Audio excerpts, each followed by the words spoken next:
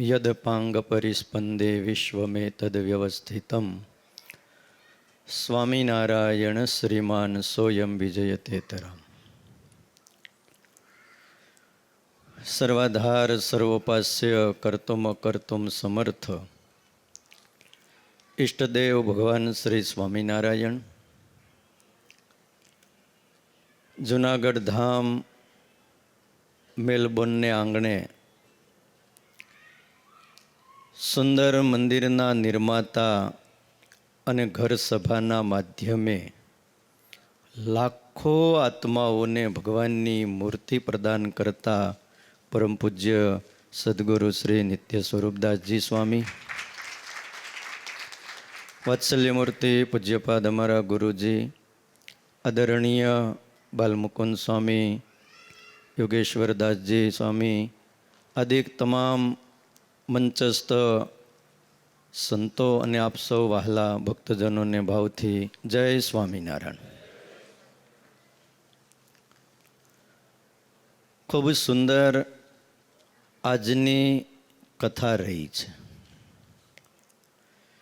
ભગવત મૂર્તિનો જે મહિમા છે ને એ બહુ અલૌકિક મહિમા છે. સ્વામી શ્રી જ્યારે વાતો કરી રહ્યા હતા અને આટલા દિવસોથી આજે 15 દિવસથી તમને સતત રાત્રિએ કથા વાર્તા કરે છે, પણ થાક જેવું નામ નથી. અંદર રહીને પરમાત્મા એ જ બોલે છે ને એ જ પ્રેરણા કરે છે. બાકી અમે થાકી જઈએ સ્વામી. અહીંયા વિદેશની ધરતી ઉપર આપણા જેવા અનેક આત્માઓને નિર્વાસનિક કરવા માટે, માનાદિક દોષોને છોડવા માટે આવી સચોટ વાતો કરનારા આ ધરતી ઉપર બહુ વિરલ છે. મા બાપ, બહુ વિરલ છે. એવા વિરલ મહાપુરુષોના જ્યારે સાનિધ્ય સાંપડે, દર્શન થાય, ત્યારે મન કર્મ વચને આવા સંતને સેવવા જોઈએ. સ્વામીશ્રીએ કીધું કે આજે આપણી આ મેલબોર્નની છેલ્લી ઘર સભા છે, તો કંઈક આપણે દક્ષિણામાં આપવું પડશે ને, કે એમનેમ વિદાય કરી દઈશું. એક નાનો એવો પ્રસંગ તમને વાત કરું. ધનાઢ્ય ગ્રહસ્થ કોઈ બહુ મોટા શેઠ, એના ઘરે પ્રસંગ હતો. આખું ઘર બહુ ખુશખુશાલ હતું, આનંદમાં હતું. દીકરો છે, દીકરાની વહુ છે, શેઠ અને શેઠાણી છે. એમાં એના ઘરના આંગણેથી એક જૈન સાધુ પસાર થયા. આ જૈન પરિવાર હતો. સાધુ મહાત્મા નીકળ્યા એટલે કીધું કે આપણા ઘરે પ્રસંગ છે, તો મહારાજ સાહેબને ઓરવા માટે, ભિક્ષા માટે બોલાવો. ભિક્ષા માટે આમંત્રણ આપ્યું અને જૈન સાધુ જમવા માટે પધાર્યા. મૌન વ્રત હતું, જમવા માટે બેઠા. એટલે પ્રસંગ હતો દીકરાની વહુનો. એટલે એમણે એના સાસુને વાત કરી કે સાસુમાં, તમે જો કહો ને તો હું સાધુ મહાત્માને પીરસી દઉં, જમાડી દઉં.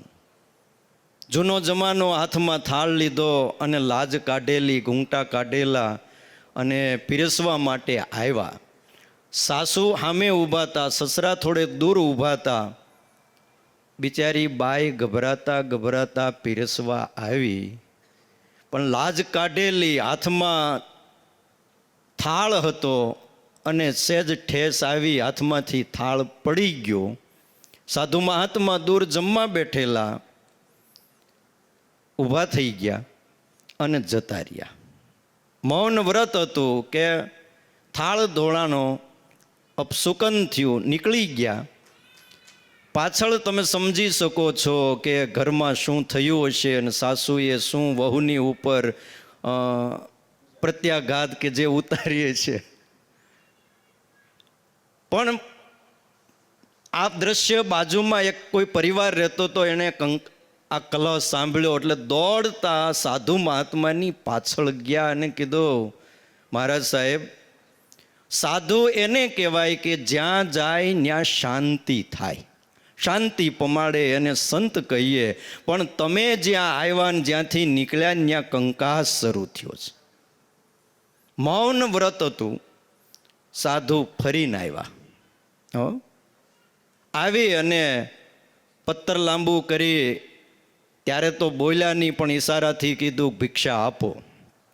ફરીને આવીને બેઠા એટલે સાસુને થયું કે હવે બીજી વખત વહુને પીરસવા જવા દેવી નથી. સાસુ કે હું પીરસું. ત્યારે સાધુ મહાત્માએ પોતાનું મૌન તોડ્યું કે જેનું દિલ દુભાયું છે, તમે ઘણા એમને અપમાનજનક શબ્દો કીધા છે, નહીં પીરસશે તો તમારી પુત્ર વધુ જ પીરસશે, એમને જ મોકલો. પુત્ર વધુ ફરીવાર આવી અને સાધુ મહાત્માએ ભિક્ષા લીધી, પોતે જમ્યા. બધી જ વાનગી પીરસાઈ ગઈ, સાધુ મહાત્મા જમે છે. અને પછી સાસુ બોલ્યા કે બધુંય પીરસાઈ ગયું, હું શું પીરસું? અને ત્યારે જે એ સંત બોલ્યા કે હજી બાકી છે, તમે તમારું સાસુપણું પીરસી દો એટલે હું લઈને જતો રહું, એટલે ઘરમાં ઝઘડા ન થાય.